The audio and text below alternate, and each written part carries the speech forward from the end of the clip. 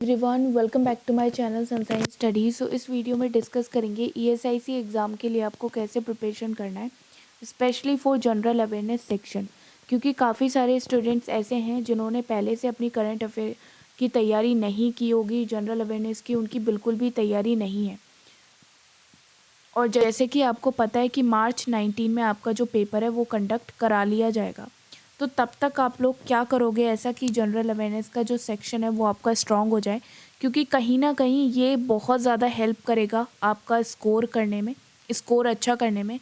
अगर आप mock test दे रहे हो तो आप लोग को ये चीज़ बहुत अच्छे से समझ में आ रही होगी कि जो जनरल अवेयरनेस का सेक्शन है, अगर आपका अच्छा नहीं जा रहा है, मॉक टेस्ट में आप अच्छे स्कोर नहीं कर पा रहे हो, तो आपका जो स्कोर है वो बहुत डाउन चला जाता है, राइट। तो ऐसा क्या करना है कि हमें सारी चीज़ें याद भी हो जाए एग्ज़ाम तक और हमारा प्री प्लस मेंस अच्छे से क्लियर भी हो जाए। सबसे पहली चीज़ तो जनरल अवेयरनेस आपका 3 पार्ट में डिवाइड होता है। स्टैटिक जीके, करंट की न्यूज़ और आपकी बैंकिंग और फाइनेंशियल न्यूज़, राइट। तो आपको क्या करना है, इन तीनों को बहुत ज़्यादा स्ट्रॉन्ग करना है। अब स्टैटिक जीके की अगर मैं बात करूं तो इससे 2 से 3 क्वेश्चन आपको ज़रूर देखने को मिलेंगे जो आपको आते होंगे या फिर आपको नहीं आते होंगे, कि जो पार्ट आपका कभी चेंज नहीं होता है, ठीक है। स्टैटिक जीके कभी आपका चेंज नहीं होता है, जैसे डांस की फॉर्म हो गए, फेस्टिवल्स हो गए, डेज हो गए, डेट हो गए, ये आपके स्टैटिक जीके के पार्ट में आते हैं। करंट अफेयर में क्या आता है, आपका अपॉइंटमेंट से रिलेटेड क्वेश्चन आ जाते हैं। कोई अगर स्कीम्स निकाली है, ठीक है, गवर्नमेंट ने, तो उससे रिलेटेड क्वेश्चंस आएंगे। ऑबिचरीज से रिलेटेड क्वेश्चन आ जाते हैं। तो काफ़ी सारा पार्ट जो है वो आपका करंट अफेयर से क्वेश्चन आएंगे। तो इससे कम से कम 9 से 10 आपको, बल्कि ज़्यादा ही 9 से 15 क्वेश्चन आपको इसी से देखने को मिलेंगे। अब बात आती है बैंकिंग और फाइनेंशियल। देखो, बैंकिंग और फाइनेंशियल से रिलेटेड आपके बहुत टफ क्वेश्चन नहीं आएंगे। जो इनकी हिस्ट्री होती है, मतलब जो बेसिक पार्ट होता है वो आप रीड करके चले जाना, ठीक है। जैसे फुल फॉर्म हो गई बैंकिंग और इंश्योरेंस टर्म की, या इनकी हिस्ट्री हो गई, कौन सी कंपनी कब स्टार्ट हुई थी, तो ये सारी चीज़ें आपको रीड करनी है। अब कैसे करना है वो भी मैं आप लोगों को बता देती हूँ। पहले हम एक नज़र देख लेते हैं कि हमारे प्रीवियस ईयर में कैसे क्वेश्चंस पूछे गए थे। उसके बाद मैं आप लोगों को बताऊंगी कि कैसे आप लोगों को प्रिपेयर करना है पूरा जनरल अवेयरनेस का सेक्शन, ताकि एटलीस्ट 25 में से हम 19 से 20 क्वेश्चंस अच्छे से अटेम्प्ट करके आए और विथ फुल एक्यूरेसी, राइट। तो पहले हम क्वेश्चंस देख लेते हैं पिछले साल। अब आप यहाँ पे देख सकते हो, ये मेंस एग्जामिनेशन के क्वेश्चंस हैं जो ईएसआईसी यूडीसी में पूछे गए थे। इसमें आप देखो, स्टैटिक जीके का सबसे पहला क्वेश्चन आ गया, फर्स्ट इंडियन विमेन गवर्नर कौन थे, राइट। तो यहाँ पे आप देख सकते हो सरोजिनी नायडू जी थी।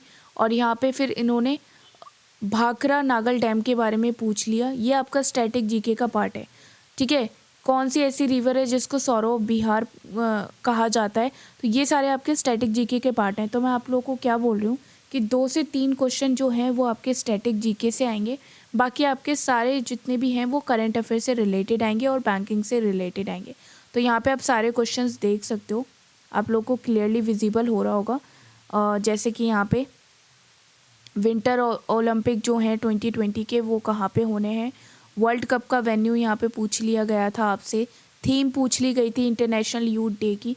तो ये सारे क्वेश्चंस आपके करंट अफेयर के हैं। और एक क्वेश्चन देखो यहाँ पे ये भी पूछा, which of the following is the first company in India offering life insurance coverage was established in Calcutta in 1818, ठीक है। तो यहाँ पे ओरिएंटल लाइफ इंश्योरेंस कंपनी थी, ठीक है। तो ये सारे आपका स्टैटिक का भी है, इंश्योरेंस और बैंकिंग से रिलेटेड भी इसमें काफ़ी सारे क्वेश्चंस हैं। अगर आपने नहीं देखे तो आप लोग जाके चेक कर सकते हो, इनका लिंक मैं डिस्क्रिप्शन बॉक्स में दे दूँगी। और अगर मैं बात करूँ यहाँ पे प्रीलिम्स के क्वेश्चंस की, तो प्रीलिम्स के क्वेश्चन आपके ये हैं। फर्स्ट शिफ्ट में आप देख सकते हो किस टाइप के क्वेश्चन पूछे गए हैं। यहाँ पे भी समिट से रिलेटेड 2 क्वेश्चन आ गए आपके, और भाखड़ा डैम के बारे में यहाँ पे भी पूछा गया है, ठीक है। चीफ इकोनॉमिस्ट ऑफ IIF ये भी पूछा गया है। जीडीपी की फुल फॉर्म पूछी गई है। तो कैपिटल करेंसीज के बारे में पूछा गया है। तो इस टाइप के क्वेश्चंस आपसे पूछे गए हैं, राइट। तो अभी तक तो हमने ये देख लिया कि किस टाइप के क्वेश्चंस पूछे गए हैं। और यहाँ पे आपके जितने भी क्वेश्चंस हैं, यहाँ पे लिखा है कवर्ड इन AC, इसका मतलब है अफेयर्स क्लाउड की वेबसाइट पे ये सारे क्वेश्चंस आपके कवर हुए हैं। अब वो कैसे होते हैं मैं आप लोग को ये बता देती हूँ। जैसे कि आज का अगर आप करंट अफेयर पढ़ोगे तो देखो इसमें बुक्स एंड ऑथर के बारे में भी बता रखा है, जो आपकी न्यू बुक रिलीज़ हुई है, ठीक है, इस मंथ में, और इसके बारे में भी बताया गया है। इम्पॉर्टेंट डेज़ यहाँ पे जैसे कि 10 फरवरी में कौन सा इम्पॉर्टेंट डे था, तो ये आपके एग्ज़ाम में आते ही आते हैं। 10 फरवरी को और क्या मनाया जाता है, वर्ल्ड पल्सेस डे मनाया जाता है। तो इस टाइप के क्वेश्चंस आपके आते हैं एग्ज़ाम में। स्टेट न्यूज़ से रिलेटेड भी क्वेश्चंस आ जाते हैं। तो ये सारी न्यूज़ यहाँ पे कवर होती हैं अफेयर्स क्लाउड की वेबसाइट पे डेली बेसिस पे। और यहाँ पे अपॉइंटमेंट से रिलेटेड भी आपको दिख जाएंगी, इन्वायरमेंट से रिलेटेड जितनी न्यूज़ है, और यहाँ पे आप देख सकते हो साइंस एंड टेक्नोलॉजी से रिलेटेड जितनी भी न्यूज़ है, और जितना बेसिक्स होता है। जैसे SBI में लास्ट ईयर क्या पूछा गया था, आपके चेयरपर्सन पूछ लिए जाते हैं, हेडक्वार्टर कहाँ है ये भी पूछा गया था। तो ये सारी चीज़ें भी इसमें कवर होती हैं।